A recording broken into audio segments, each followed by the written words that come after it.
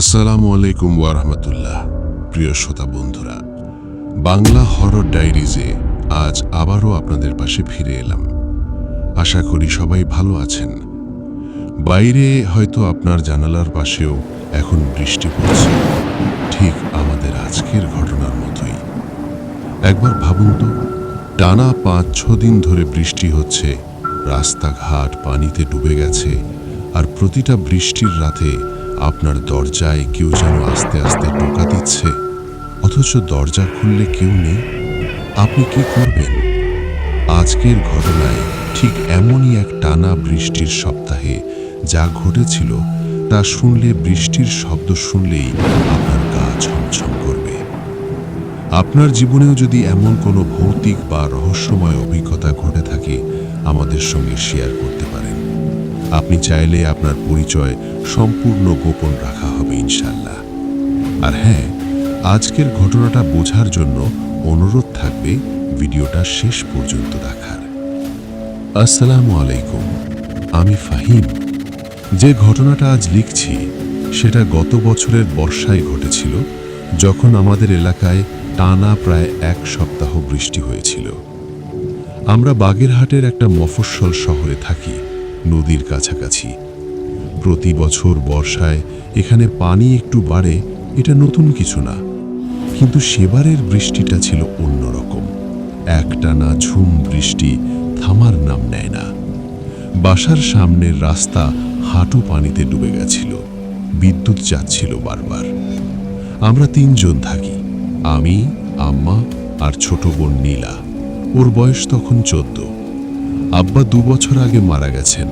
তারপর থেকে আমরা ৩ জনই এই পুরনো একতলা বাড়িতে থাকি, যেটা আব্বার আমল থেকেই আছে। বৃষ্টির প্রথম ২ দিন স্বাভাবিকভাবেই কাটল। শুধু ঘরে বসে থাকা ছাড়া তেমন কিছু করার ছিল না। বাইরে অঝোর ধারায় বৃষ্টি পড়ছিল, টিনের চালে সেই একটানা শব্দ, মাঝে মধ্যে বজ্রপাতের শব্দে ভরকে উঠছিল। তৃতীয় রাতে প্রথম অস্বাভাবিকতাটা টের পেলাম। রাত তখন প্রায় ১টা। বৃষ্টির শব্দের ভেতরেই হঠাৎ শুনলাম সামনের দরজায় কেউ যেন আস্তে আস্তে টোকা দিচ্ছে, টক টক টক। এত রাতে এমন বৃষ্টির মধ্যে কে আসতে পারে ভেবে অবাক হলাম।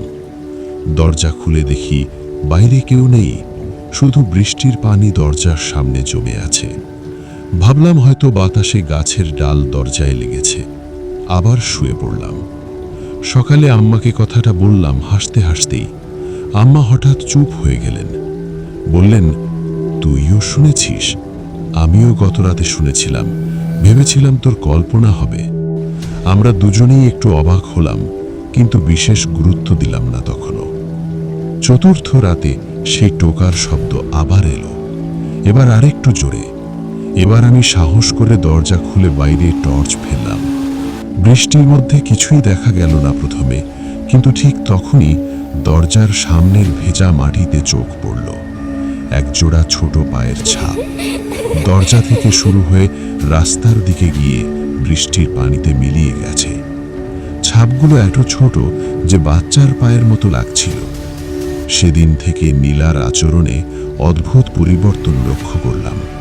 ও বারবার জানালার পাশে গিয়ে বৃষ্টির দিকে তাকিয়ে থাকত, ডাকলে সাথে সাথে সাড়া দিত না। একদিন রাতে ওকে ঘুমের মধ্যে বিড়বিড় করতে শুনলাম, আমি আসছি, আর একটু অপেক্ষা করো। আমি ভয় পেতে শুরু করলাম, কিন্তু বুঝতে পারছিলাম না ঠিক কি হচ্ছে।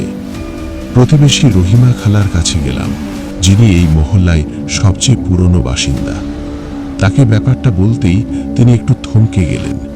বললেন, তোমাদের বাড়িটা যেখানে, ওখানে বহু বছর আগে একটা ছোট মেয়ে বৃষ্টির রাতে হারিয়ে গিয়েছিল। বন্যার পানিতে ভেসে গিয়েছিল বলে শোনা যায়, লাশ পাওয়া যায়নি। তার নাম ছিল রুমা।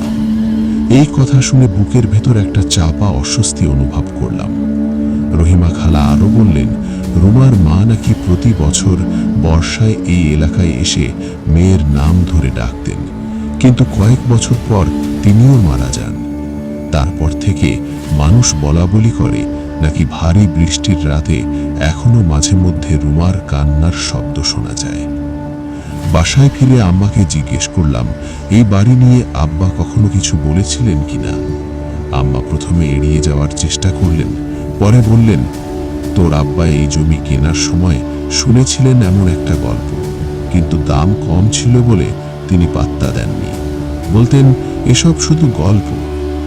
সেই রাতেই পঞ্চম দিনের বৃষ্টিতে সবচেয়ে ভয়ঙ্কর ঘটনাটা ঘটল। মধ্যরাতে হঠাৎ শুনি আম্মার চিৎকার। ছুটে গিয়ে দেখি নীলা ঘরে নেই, সামনের দরজাটাও খোলা। বাইরে তখন প্রবল বৃষ্টি, রাস্তা প্রায় হাঁটু পানি। আমি টর্চ নিয়ে ছুটলাম বাইরে, আম্মাও পিছু পিছু এলেন। কিছু দূর গিয়ে দেখি নীলা রাস্তার পাশে একটা ডোবার মতো জায়গায় দাঁড়িয়ে। পানি তখন তার কোমর পর্যন্ত উঠে গেছে। ও সামনের দিকে তাকিয়ে যেন কারো সাথে কথা বলছে। আমি ডাকলাম, কিন্তু ও কোনো সাড়া দিল না, আরো গভীরে পা বাড়াচ্ছিল। আমি দৌড়ে পানিতে নেমে ওকে টেনে ধরলাম। ঠিক তখনই বৃষ্টির শব্দের ভেতর দিয়ে স্পষ্ট শুনলাম একটা ছোট মেয়ের গলা বলল, তুমিও কি আমাকে একলা ছেড়ে যাবে? সেই মুহূর্তে বুকের ভেতর যে ভয়টা অনুভব করেছিলাম তা বলে বোঝানো যাবে না। আমি নীলাকে জোর করে টেনে বাড়িতে নিয়ে এলাম। ও সারা রাত কাঁপছিল, চোখ খোলা রেখেই যেন ঘুমিয়েছিল। পরের দিন সকালে মহল্লার ইমাম সাহেবকে খবর দেওয়া হলো। তিনি এসে নীলার জন্য দোয়া পড়লেন, রুকিয়া করলেন। আমাকে বললেন, আল্লাহই ভালো জানেন আসলে কি হচ্ছে, তবে ভারী বৃষ্টির রাতে দরজা জানালা বন্ধ রেখো আর ঘরে নিয়মিত সূরা পড়ার অভ্যেস রেখো। তিনি এটাও বললেন যে দীর্ঘদিনের ভয় বা মানসিক চাপ থেকেও অনেক সময় শিশু কিশোরদের মধ্যে এমন আচরণ হতে পারে, তাই নীলার মানসিক অবস্থার প্রতিও যত্ন নেওয়া জরুরি। বৃষ্টি থামল সপ্তম দিনে গিয়ে। সেদিন বিকেলে আম্মা একটা পুরনো বাক্স বের করলেন, যেটা এই বাড়ি কেনার সময়কার কিছু কাগজপত্র রাখা ছিল। সেখানে একটা পুরনো দলিলের ভাঁজে একটা ছোট কাগজ পাওয়া গেল, যেখানে আগের মালিকের হাতে লেখা ছিল, মেয়েটার জন্য প্রতি বছর একটু দোয়া করো, ও এখনো এই বাড়ির উঠোনেই থেকে যেতে চায়। এর পরের কয়েকদিনে নীলা ধীরে ধীরে স্বাভাবিক হয়ে উঠল, যদিও বৃষ্টি নামলেই ওর মুখে একটা চাপা অস্বস্তি দেখা যেত। রুকিয়ার পর থেকে আর রাতে ঘর থেকে বের হয়নি। এবছর আবার যখন টানা বৃষ্টি শুরু হয়েছে, আমি লক্ষ্য করছি নীলা জানালার পাশে বসে বৃষ্টি দেখার সময় মাঝে মধ্যে অনমনে হেসে ফেলে, যেন কারো সাথে নিঃশব্দে কথা বলছে। জিজ্ঞেস করলে বলে, কিছু না ভাইয়া, এমনি বসেছিলাম। আমি জানি না সেই কণ্ঠটা সত্যি ছিল নাকি আমাদের সবার মনের ভয়। ইমাম সাহেব বলেছিলেন, এসব ব্যাপারে চূড়ান্ত সিদ্ধান্তে আসা ঠিক না, আল্লাহই ভালো জানেন। কিন্তু এখন যতবার আকাশ কালো হয়ে ঝুম বৃষ্টি নামে, আমার মনে হয় রুমা এখনো আমাদের উঠোনের কোথাও দাঁড়িয়ে অপেক্ষা করছে, কারো একটু সঙ্গ পাওয়ার আশায়। আর যেটা আজও আমাকে ভাবায়, সেই প্রথম রাতে দরজায় যে টোকা দিয়েছিল, তার পায়ের ছাপ কেন সবসময় বৃষ্টি শুরু হওয়ার পরেই দেখা যায়, আর বৃষ্টি থামার সাথে সাথেই মিলিয়ে যায়? এই প্রশ্নের উত্তর আজও আমি খুঁজে পাইনি।